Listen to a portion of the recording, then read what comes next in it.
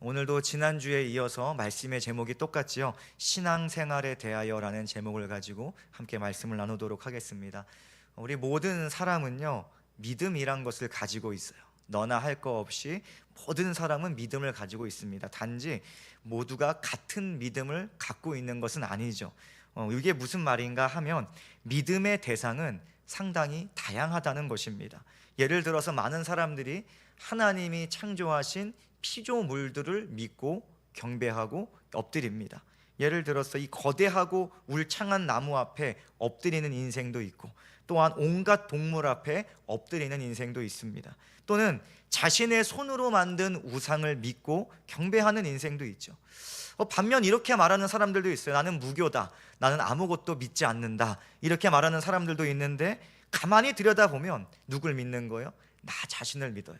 자기 자신을 믿으며 살아갑니다. 자신의 판단과 경험을 믿으며 살아가는 것이죠. 그래서 모든 사람에게는 다 각자의 믿음이 있어요. 오늘 우리는 어떻습니까? 우리는 한 분이신 하나님을 믿습니다. 성경이 증언하고 있는, 우리가 지금 앞에 들고 오는 이 성경이 증언하고 있는 한 분이신 하나님을 믿습니다. 그렇게 우리의 신앙생활은 곧 하나님을 믿는 생활이다라고 말할 수가 있을 것 같습니다. 그러나 우리가 지난 주일에 다뤘듯이 신앙생활은 단지 하나님을 믿음으로 교회에 오가는 생활이 아닙니다. 에베소서의 문맥 안에서 정의할 수 있는 신앙생활이란 그리스도의 몸으로 거룩하게 지어져가는 생활이다라고 정의할 수가 있겠죠. 오늘도 우리는 계속해서 반복해서 선포하는 것이지만 그리스도의 몸으로 함께 모여서 예수 그리스도 안에서 성령의 능력으로 하나님 아버지를 예배하고 있습니다. 오늘도 예배하는 가운데 하나님께서 주시는 은혜가 우리를 더욱 하나 되게 할 줄 믿습니다. 우리를 더욱 하나님의 성전으로, 개개인을 하나님의 성전으로 거룩하게 자라게 하실 줄 믿습니다. 오늘도 말씀의 제목처럼 지난주에 이어서 신앙생활에 대하여 다룰 텐데, 오늘 말씀을 근거로 하는 그 모든 거룩하게 지어져가는 신앙생활이 우리의 고백이 되고 우리의 진정한 신앙생활이 될 수 있기를 예수님의 이름으로 축복합니다. 우리 첫 번째로 함께 다룰 것은, 신앙생활이란 것은 복음의 말씀으로 온전하게 되는 생활이다라고 말할 수가 있을 것 같아요. 온전하게 되는 생활. 지난 주일 말씀을 기억하실 거예요. 주님은 획일적인 사역의 은혜, 똑같이 나눠주신 것이 아니라 각기 분량대로 사역의 은혜, 그 역할과 분량을 나눠주셨다 기억하시죠? 그리고 그 역할들이 오늘 11절에 소개되어 있습니다. 이 11절의 직분들은 굉장히 특별한 직분이에요. 교회의 직분의 전부를 말하는 것이 아니라 굉장히 특수한 직분들, 예를 들어 한 부분을 말하는 것입니다. 11절을 볼까요? 그가 어떤 사람은 사도로, 어떤 사람은 선지자로, 어떤 사람은 복음 전하는 자로, 어떤 사람은 목사와 교사로 삼으셨다. 이 하나님께서 분량대로 은혜를, 사역적 은혜를 주셨는데 굉장히 교회의 핵심이 되는 리더급의 사역이라고 볼 수가 있겠죠. 근데 여기서 하나하나씩 간단하게 설명을 해드릴게요. 가장 먼저 사도는 무엇인가? 사도. 오늘날 사도라고 자신을 칭하는 자가 혹시나 있다면 그거는 저는 성경적이지 못하다고 봅니다. 사도는 어떠한 사람, 어떠한 직분인가? 부활하신 주님을 직접 목격해야 돼요. 부활하신 주님을 직접 목격하고 주님께로부터, 그 주님께로부터 직접 보내심을 받은 자들을 성경이 사도라고 말합니다. 그러니 오늘날 내가 사도다라고 말하는 사람들은 저는 절대로 성경적으로 보지 않습니다. 사도는 없습니다. 그리고 선지자가 누군가? 선지자, 하나님의 계시를 직접 받아요. 직접 받아서 그 계시를 전달하는 자가 선지자라고 불립니다. 그래서 선지자가 이러한 개념이에요. 그리고 사도의 개념과 선지자의 개념을 여러분이 알고 넘어가셔야 됩니다. 그런데 에베소서 2장 20절을 보니까 지난 말씀인데, 너희는 이라고 말하면서 교회를 가리키고 있어요. 교회는 사도들과 선지자들의 터 위에 세우심을 입은 자다라고 말하고 있어요. 교회는 사도들과 선지자들 위에 세우심을 받았대요. 이미 다 끝난 거예요. 그렇죠? 끝난 것입니다. 사도들과 선지자가 열심히 하나님께 순종해서 그 터 위에 교회가 세워졌는데, 그 터가 뭘까요? 사도들과 선지자들이 세운 터가 뭘까요? 예수 그리스도의 복음입니다. 그들이 전했던 예수 그리스도의 복음, 복음의 기초 위에 교회가 세워졌다는 거예요. 또한 이 사도들은요, 특별히 하나님의 구원의 경륜이 가득 담긴 성경을 성령의 감동으로 기록했습니다. 이 성경을 사도들이 기록을 했죠. 그리고 또한 이 구약을 보면 많은 선지자들도 이 성경을 기록을 했습니다. 그래서 이 직분을 놓고 우리가 평가를 할 때, 우리가 한번 알아볼 때 전제가 되어야 하는 질문들이 있습니다. 우리 신앙생활에 반드시 전제가 되어야 하는 질문들. 성경이 구원을 이루기에 부족한가? 성경이 구원을 알아가기에 부족한가? 여러분 어떻게 생각하세요? 성경이 부족합니까? 성경은 부족하지 않습니다. 우리 기독교의 신앙은요, 성경을 완전하다, 무오하다, 이 하나님의 말씀이다라고 고백을 하는 것입니다. 이거 이외에는 없는 거예요. 성경이 절대적인 하나님의 말씀입니다. 완전한 하나님의 말씀입니다. 그리고 또 한 가지 질문이 있어요. 이 성경이요, 우리가 거룩한 삶을 살아가는, 그 성화의 삶을 살아가게 하는데, 그것을 가르치는데 부족하다, 여러분 이렇게 생각하십니까? 여기 성경의 말씀보다 더한 말씀이 있어야 된다, 우리는 또 다른 말씀을 배워야 한다라고 생각하십니까? 그렇지 않습니다. 그것은 아닙니다. 성경적인 고백이 아닙니다. 여러분 또 하나, 성경이 영원한 기업이 뭐죠? 하나님 나라, 우리가 현재에 속하였고 그 통치 가운데 있고 하나님 나라의 통치 가운데 있고 또한 미래에 완전하게 임할 하나님 나라를 드러내는데 부족하다. 여러분 그렇지 않습니다. 성경은요, 그 자체로 완전합니다. 완전한 하나님의 말씀입니다. 이 가운데 하나님의 놀라운 구원의 경륜이 다 기록되어 있는 거예요. 그렇다면요, 우리가 생각해 봐야 돼요. 오늘날 과연 사도와 선지자는 존재하는가? 이 많은 신학자들과 또한 목회자들의 압도적인 판단으로, 압도적인 비율로 사도와 선지자는 오늘날 존재하지 않는다. 다들 이렇게 결정을 지었습니다. 사도와 선지자는요, 교회가 세워지고 성경이 기록됨에 따라서 하나님께서 성령의 감동으로, 하나님의 감동으로 이 성경을 기록하게 하심에 따라서 이제는 그 역할을 다 마치게 된 것입니다. 오늘날 하나님은 하나님의 감동으로 기록된 성경을 통해서 감추어졌던 하나님의 비밀을 드러내시고 계십니다.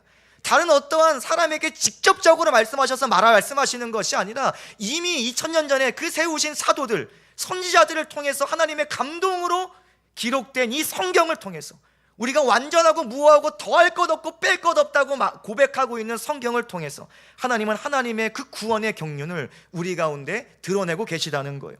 성경을 통해서 구원의 길이 오직 예수 그리스도라는 것을 분명하게, 완전하게, 선명하게 보여주고 계시는 것입니다. 또한 그리스도의 몸인 교회를 통해서 사도와 선지자들의 그 역할로 세워진, 시작된 그 교회를 통해서 하나님의 각종 지혜를 드러내고 계시다는 것입니다.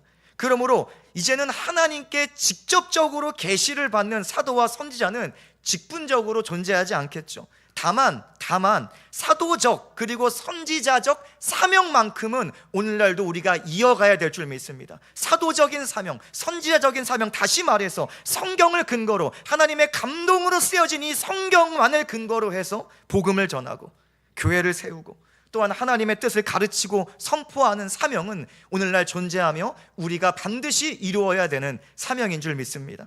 그리고 또 보니까 사도 선지자 다음에 복음 전하는 자가 나오죠. 이 직분은 오늘날 선교사라 볼 수가 있을 것 같아요. 복음이 부재한 곳에 복음을 전하는 자들입니다. 오늘날 세계 각국의 오지에 복음이 필요한 곳이면 그 어디가 되었던 자신의 그 안락한 삶을 다 뒤로하고 생명을 바치고 자기의 모든 삶을 바치는 선교사님들이 존재합니다. 그 복음 전하는 자를 말하는 것이고, 또한 목사와 교사가 나오는데 헬라어 원문으로 보면 한 관사로 묶여 있습니다. 같이 묶여 있어요. 그래서 이것은 오늘날의 목회자를 말하는데 바로 복음의 말씀을 먹이고 가르치는 사역을 하는 그 사람들을, 직분자들을 말한다고 볼 수가 있습니다.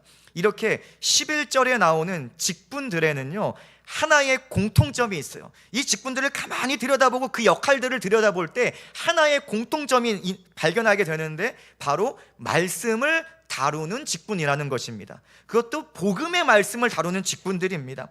이 말씀을 다루는 직분들의 사역의 결과가 있는데 12절로 이어지고 있어요. 12절을 볼까요? 이는 성도를 온전하게 하여 봉사의 일을 하게 하며 그리스도의 몸을 세우려 하심이라. 그러니 이 성경이 기록되기 전에 지금 말을 하는 거죠. 성경이 기록되기 전에 예수님의 사역 그 후에 지금은 예수님께서 사도들도 세우시고 선지자를 세우시고 복음 전하는 자도 세우시고 각 직분 각 역할대로 분량대로 나눠주셨는데, 그 역할들의 수행한 사역을 수행한 결과가 뭐냐? 이는 성도들을 온전하게 한다는 거예요. 이는 성도들을 온전하게 한다. 그러니 다시 말해서 성도를 온전하게 하는 것은 뭐예요? 복음의 말씀인 줄 믿습니다.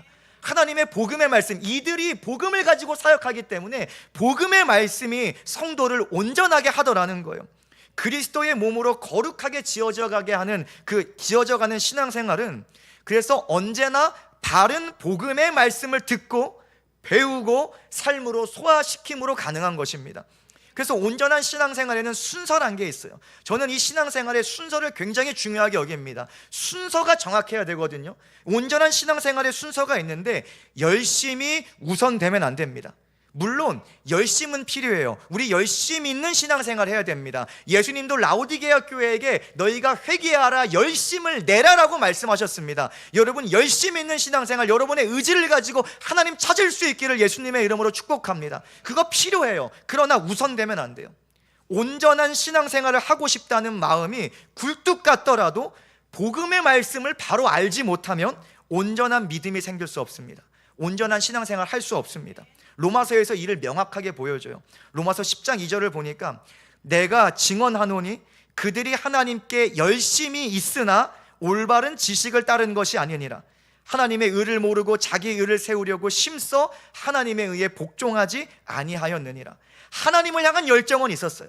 하나님을 향한 열심은 있어요. 내가 정말 내 삶을 다 털어서 하나님을 위해 살고 싶은데 그것이 오히려 하나님을 향해서 반기를 드는 열매를 맺었다는 것입니다. 왜 그렇습니까? 올바른 지식을 따르지 않았기 때문에. 여러분 올바른 복음의 말씀을 듣지 못하면요 올바로 신앙생활 할 수 없어요. 오히려 하나님과 반대로 갈 수도 있다는 거예요. 바른 성경적인 지식 위에 온전한 성도가 세워지는 것입니다. 그리고 온전한 성도의 거룩한 열심이 하나님을 기쁘시게 할 수 있는 거예요. 그 순서를 정확하게 하셔야 돼요. 열정을 가지고 신앙생활을 하되 가장 먼저 뭐가 있어야 돼요? 복음의 말씀을 바로 알아야 돼요. 복음의 말씀을 우리가 날마다 들어야 하는 것입니다. 그렇게 성도는요 날마다 복음 알기에 힘써야 하는 것입니다. 복음의 말씀이 성도를 온전하게 하는데, 교회에 왔는데 복음의 말씀을 듣지 못해요. 예수의 예자도 듣지 못해요. 십자가의 그 능력을 알지도 못해요. 그럼 어떻게 한 주 신앙생활 승리할 수 있겠습니까? 바른 복음의 부재는 곧 어디로 이어지는가? 자기 의를 세우는 신앙생활로 이어집니다. 복음의 은혜를 알지 못하면 자꾸만 나의 의를 율법적인 신앙생활로 넘어갈 수밖에 없는 거예요. 우리 교회는 절대로 복음의 말씀이 끊어지면 안 되죠. 매 주일마다 복음의 말씀을 듣고 그 말씀 붙들고 성령 충만으로 한 주를 승리해야 될 줄 믿습니다. 그 복음의 말씀을 듣고 살아간다는 자체가 뭐냐?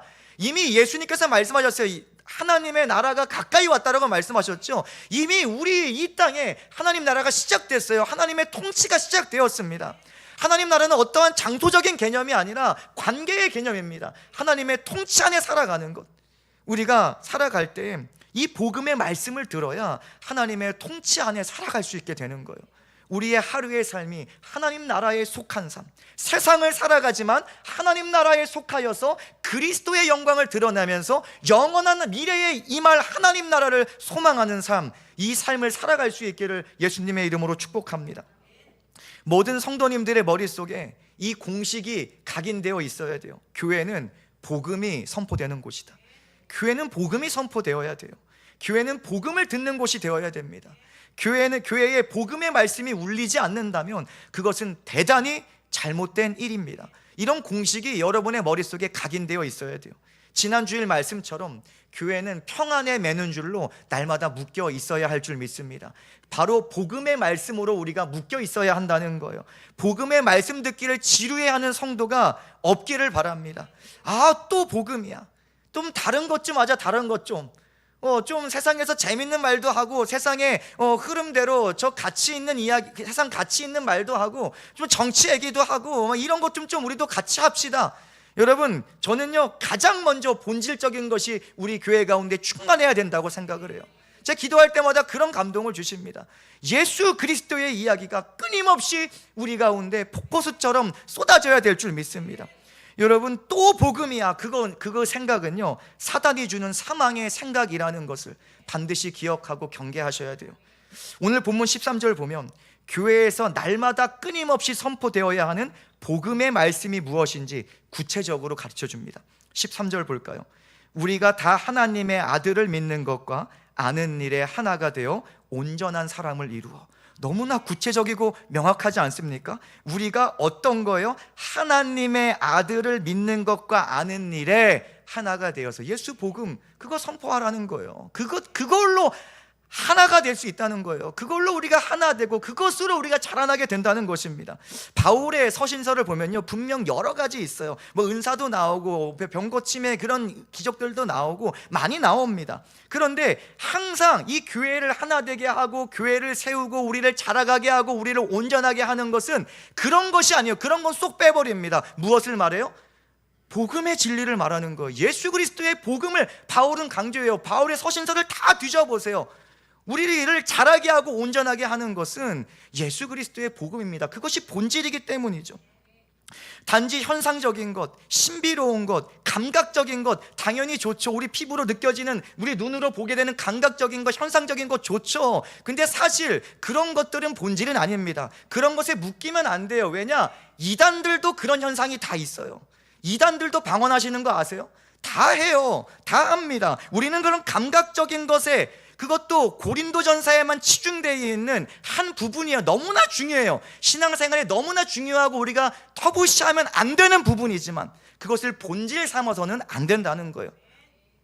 그래서 교회에서 특별히 이 바울 서신서가 계속해서 강조하는 것은 십자가를 지신 예수예요. 바울의 가르침의 핵심은요, 어떤 신비적인 현상이 아니라 우리를 대신해서 십자가에 죽으시고 부활하신 예수 그리스도를 가르치는 거예요. 그래서 오늘도 13절 정확하게 말하잖아요. 우리가 다 하나님의 아들을 믿는 것과 아는 일에 하나가 되어서 온전한 사람을 이룬다. 우리가 예수 안에서 일어나는 일이라는 거예요. 예수 안에서. 그래서 교회에서 날마다 가르치고 선포해야 하는 하나님의 말씀이 무엇인지 너무나 선명하잖아요. 바로 하나님의 아들을 믿는 것과 아는 일입니다. 이 본질이 우리 교회 가운데 확 세워지면요, 이제 그 다음 단계로 저는 넘어갈 거예요. 근데 제가 지금 몇 년간, 앞으로도 몇 년간 더 할지 모르겠어요. 왜 예수 복음만 전하는가? 이것이 우리의 삶에, 우리의 마음에 확 박혀 있어야 돼요. 그 본질이라는 것이 확 박혀 있어야지 그 본질을 위해 하나님께서 사용하시는 여러 은사들을 가리킬 때 넘어가지 않을 수가 있어요. 그렇기 때문에 우리는 지금 계속해서 예수 복음으로 우리의 기초를 쌓아가는 단계라는 것이죠. 그러니 우리 교회에 세우신 이 말씀 전하는 자의 역할, 저뿐만이 아니라 또한 목자들의 역할도 마찬가지예요. 우리 많은 목자분들의 역할도 날마다 하나님의 아들이신 예수 그리스도를 선포하고 가르쳐야 될 줄 믿습니다. 예수님께서 대체 누구신가? 예수님께서 이 땅에 오셔서 하신 그 일이 대체 무엇인가? 그 일로 말미암아 이 땅에 어떠한 결과가 일어났는가? 여러분, 성경은 그것을 말하는 것입니다. 그 영적인 일을 말해요. 영원한 일을 말합니다. 이 일을 통한 영원한 하나님 나라를 우리에게 말하고 있어요. 우리는 날마다 교회에서 그것을 선포하고 가르쳐야 될 줄 믿습니다. 예수 그리스도의 복음만이에요. 오직 예수 그리스도의 복음만이 성도를 온전하게 하고 교회를 그리스도의 온전하신 같이 온전한 사람으로 세우고 자라게 한다는 이 사실을 기억하고 고백할 수 있기를 예수님의 이름으로 축복합니다. 그래서 우리는 오직 예수의 대속의 죽음과 부활 생명을 믿음으로 성령으로부터 하나님 아버지로부터 거듭난 하나님의 자녀가 되었어요. 우리는 예수 안에서 성령의 능력으로 하나님의 자녀로 지금 새로운 피조물이 되었잖아요. 다 복음 안에서요. 복음밖에 없는 거예요. 우리는 오직 예수의 피로 말미암아 가까워졌다. 이 교회를 이루게 된 그 근거가 뭐예요? 우리 에베소서 말씀에서 보았잖아요. 그리스도의 피로 가까워졌다. 바울은 항상 그것만 강조해요. 복음을 강조해요. 예수 피 강조합니다. 또한 우리는 예수 그리스도 안에서, 오직 그 예수 그리스도 안에서 이 땅에 시작된 하나님 나라에 속하게 되었다는 거예요. 하나님 나라에 속하게 하는 근거는 다른 곳에 없습니다. 오직 예수 복음밖에 없습니다. 그리고 미래의 영원한 하나님 나라를 소망하게 되었는데 그 소망도 오직 예수 복음 안에만 있습니다. 다른 데는 없습니다. 이것을 우리가 확실히 하고 고백하고 넘어가자는 거예요. 이것을 우리가 믿을 수 있기를 축복합니다. 믿음이 부어지기를 예수님의 이름으로 축복합니다. 마지막까지 예수 십자가 대속의 죽음과 부활에 대한 이 복음의 말씀을 여러분들이 계속 듣고 그 말씀을 믿음으로 붙들 수 있기를 축복합니다.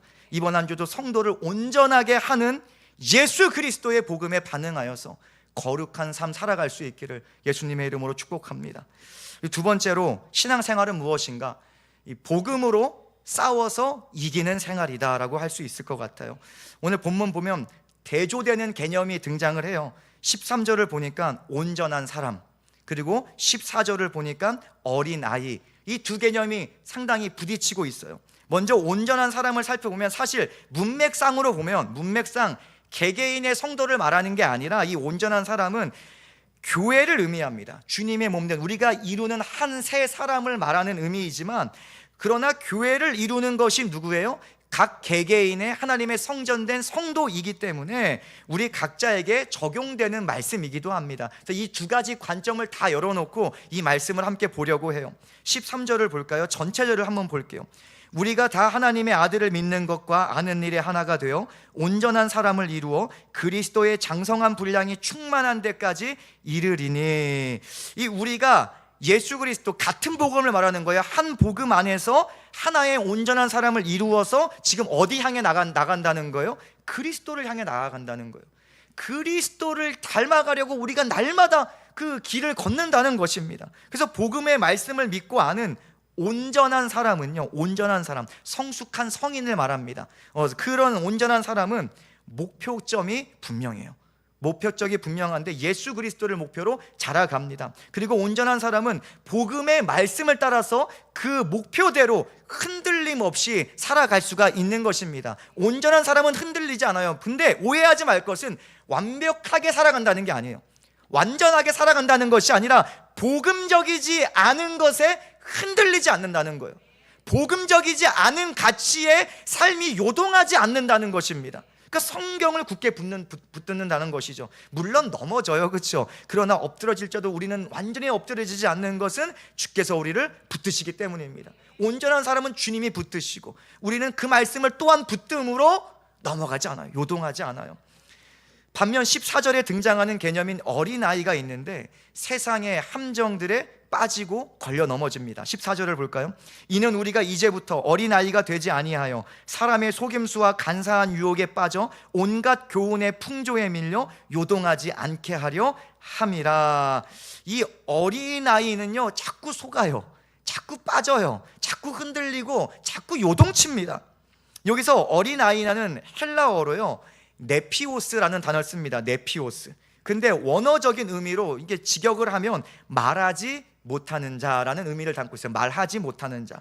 그래서 본문에서는 미성숙하여서 분별력이 없는 자, 또는 비판적인 사고 능력이 현저하게 떨어져요. 없어요. 그래서 외부의 영향력으로부터 쉽게 흔들리는 자, 이런 의미로 해서 신앙의 미성숙함을 가리키는 단어로 어린아이를 지금 사용하는 것입니다. 14절에 보는 것처럼 신앙의 미성숙함을 갖고 있는 어린아이는 공격에 굉장히 취약합니다. 그래서 다시 보니까 사람의 속임수와 간사한 유혹에 빠진다, 그렇죠? 사람의 속임수와 간사한 유혹에 빠진대요. 속이는 자에게 쉽게 속아 넘어갑니다. 정답을 쉽게 잃어버려요. 이상한 길에서 헤맬 때가 너무나 많아요. 맞는 것 같은데 자꾸 이상한 길에서 헤매요. 그리고 사나운 이리의 손을 잡고 따라갈 때가 너무나 많다는 것입니다.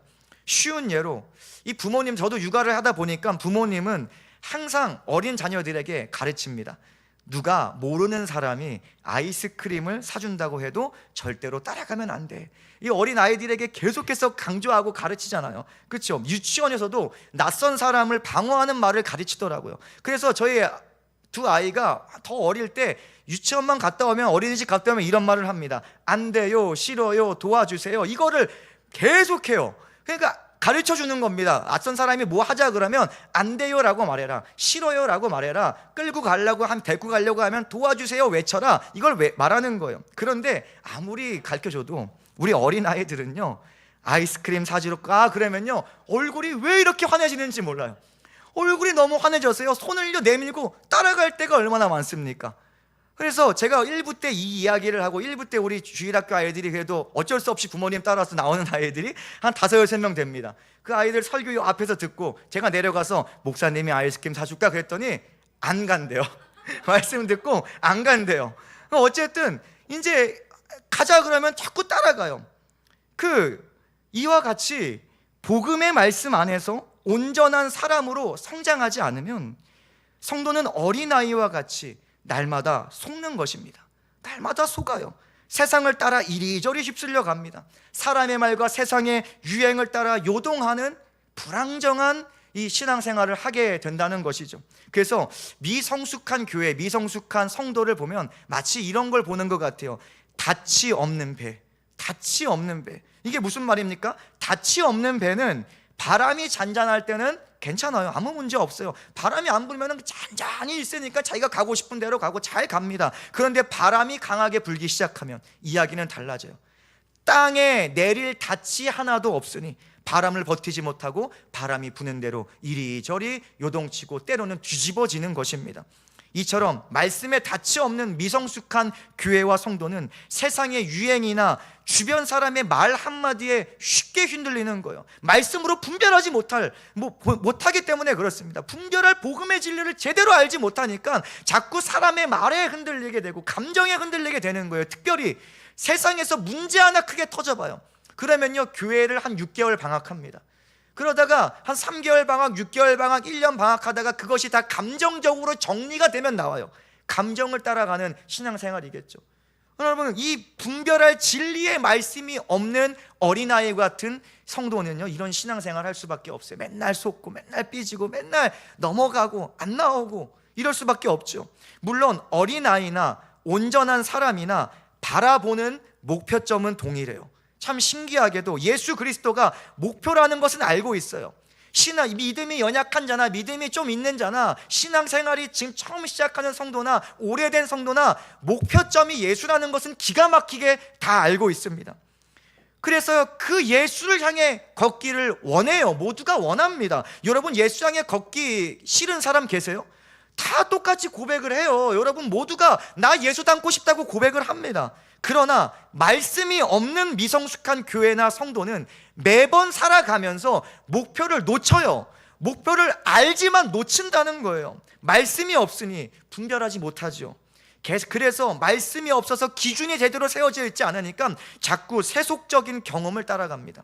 내 감정을 따라갑니다. 주변에서 들리는 말을 따라서 신앙생활을 하기 시작한다는 거죠. 그러니 결코 그 방향이나 목적지가 예수 그리스도가 될 수가 없는 것입니다. 걷다 보니 세상이고 걷다 보니 사단이 자신을 보고 흡족해하며 웃고 있더라는 거예요. 참 신기하죠. 여러분 그냥 신앙생활도요 다 똑같은 신앙생활이 아니라 하나님을 기쁘시게 하는 신앙생활이 있고 사단이 기뻐하는 신앙생활이 있어요. 교회 나온다고 다 똑같은 신앙생활이 아닙니다. 여러분 우리는 하나님을 기쁘시게 하는 신앙생활을 할 수 있기를 예수님의 이름으로 축복합니다. 말씀에 닻이 있어야 돼요. 복음의 말씀을 들어서 온전한 사람으로 성장해서 우리가 그 말씀을 붙들고 마귀와 싸워 승리해야 하는 것입니다. 사단의 최우선적인 일은 뭔 줄 아세요? 사단이 가장 중요하게 생각하는 일은 복음의 말씀을 빼앗는 일입니다. 복음의 말씀을 교회에서 지워버리는 일입니다. 복음을 선포해도 듣지 못하게 방해하는 일입니다. 교회에 나와 예배할 때 말씀 듣지 못하게 하는 일이 사단의 일이에요. 이것이 성경에 그대로 나와 있습니다. 누가복음 8장 12절을 보니까 길가에 있다는 것은 말씀을 들은 자니 이에 마귀가 가서 그들이 믿어 구원을 얻지 못하게 하려고 말씀을 그 마음에서 빼앗는 것이요. 사단은요 다 알고 있는 거예요. 복음의 말씀 교회에서 지워버리고 복음의 말씀 듣지 못하고 복음의 말씀을 이 본질적인 말씀을 부수적인 것으로 옮겨버리면 우리의 시각과 마음의 생각을 다른 것으로 첨상적인 것, 신비한 것, 감각적인 것으로 옮겨버리면 복음의 말씀 지워지고 그래 예수 사랑한다고 하지만 그것 따라 살아가겠구나, 현상적인 것 따라 살아가겠구나. 마귀는 얼마나 지혜로운 존재인지 몰라요. 그래서요 그 말씀을 그 마음에서 빼앗는데요. 왜냐? 말씀 빼앗으면 구원받지 못하니까. 그들이 믿어서 구원 얻지 못하게 하려고 성경이 분명히 말합니다. 예수님 하신 말씀이에요. 구원 얻지 못하게 하려고 마귀가 하는 일은 우리 마음에서 예수 복음 뺏어가는 일입니다. 우리는 어린아이 같은 성도로 남아있어서는 안 되죠. 왜냐? 사단은 끊임없이 공격하기 때문입니다. 기회 있는 대로 속여 빼앗고 구원의 길에서 이탈하게 만들고자 하는 추악한 세력이 사단 마귀의 세력이에요. 그래서 신앙생활이라는 것은 싸우는 생활입니다. 신앙생활은 반드시 이 선한 싸움이 있어야 돼요. 사도 바울도 디모데에게 죽기 직전에 말했죠. 나는 선한 싸움을 싸웠다라고 말해요. 싸움이 없는 신앙생활은 무능력합니다. 싸움 없는 신앙생활은 넘어집니다. 질 수밖에 없어요. 여러분, 싸울 수 있기를 예수님 이름으로 축복합니다. 이미 승리하신 예수 그리스도의 승리로 싸우는 거예요.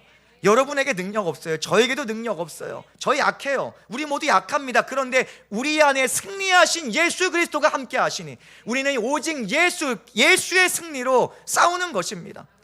예수님께서 여호와 니시세요. 그렇죠? 하나님께서 여호와 니시, 우리의 승리시다, 우리의 깃발이시다. 이미 예수님은 승리하셨습니다. 세상을 향해 승리하셨습니다. 죄와 사망을 이기시고 부활하셨습니다. 여러분, 그 승리로 싸우고 승리하는 생활이 우리의 신앙생활이 되어야 됩니다.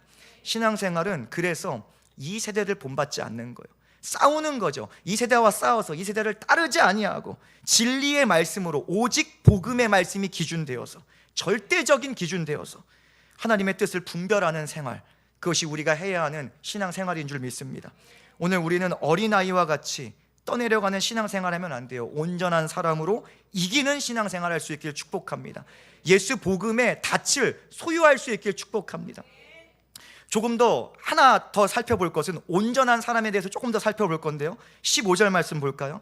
오직 사랑 안에서 참된 것을 하여 범사에 그에게까지 자랄지라 그는 머리니 곧 그리스도라. 여러분, 온전한 사람은요, 사랑 안에서 참된 것을 하면서 예수 그리스도를 목표로 하여 자라갑니다. 사랑 안에서 참된 것을 한다. 여기서 이 참된 것이라는 것은 참 진리이신 예수 그리스도를 드러내는 삶을 살아간다는 거예요. 여러분의 삶에, 여러분이 신앙생활을 한다고 한다면 반드시 예수가 드러나야 돼요. 근데 놓치지 말아야 할 것은 사랑 안에서 예수를 드러내야 돼요. 사랑 안에서가 굉장히 중요합니다. 굉장히 중요해요. 예를 들어 수많은 은사들도 사랑 없으면 아무것도 아니다, 성경은 말해요. 여러분이 예수를 드러내는 삶을 살아가요. 사랑 없으면 그 삶을 다시 한번 점검해 보셔야 돼요.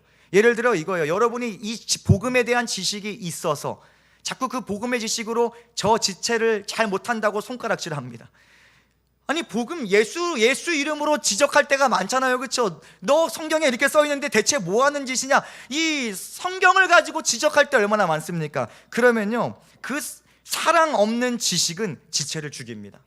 성경적인 지식을 근거로 하는, 내가 스스로 오해하는 거룩한 손가락질은 주님의 몸을 깨트립니다. 그러나 사랑은 달라요. 사랑 안에서 이루어져야 돼요. 사랑은 오래 참고 온유합니다. 사랑은 무례히 행하지 않습니다. 사랑은 자기의 유익을 구하지 않습니다. 사랑은 모든 것을 참고 믿고 바라고 견딥니다. 그 사랑 안에서 참된 것을 행하라는 거예요. 이처럼 온전한 사람은 사랑 가운데 예수를 드러내는 거예요. 이것으로 그리스도의 몸을 세워가는 것입니다. 그렇기에 사랑 안에서의 참된 것은, 오늘 문맥에서 이것이 무엇일까 찾아보니까 문맥상 12절에 봉사의 일과 연결이 되는 것입니다. 이는 성도를 온전하게 하여 봉사의 일을 하게 하며 그리스도의 몸을 세우려 하심이라. 그리스도의 복음 안에서 온전히 자라가는 성도는요, 온전한 사람으로 계속해서 자라나는 성도는 사랑이신 예수의 마음으로 지체를 섬기게 되는 것입니다. 이건 되게 성경적인 흐름이에요. 온전하게 되면 봉사로 이어집니다. 왜냐? 성경이 그렇게 우리에게 가르치고 있습니다. 16절에서 온몸이 각 마디를 통하여 도움을 받음으로 연결된다라고 되어 있죠. 그래서 이 말씀과 같이 사랑 안에서 지체에게 도움을 주는 신앙생활을 하는데 나만 해요? 그렇지 않습니다. 주님께서 주신 사역적인 분량대로 저 지체도 나를 위해서 섬긴다는 거예요.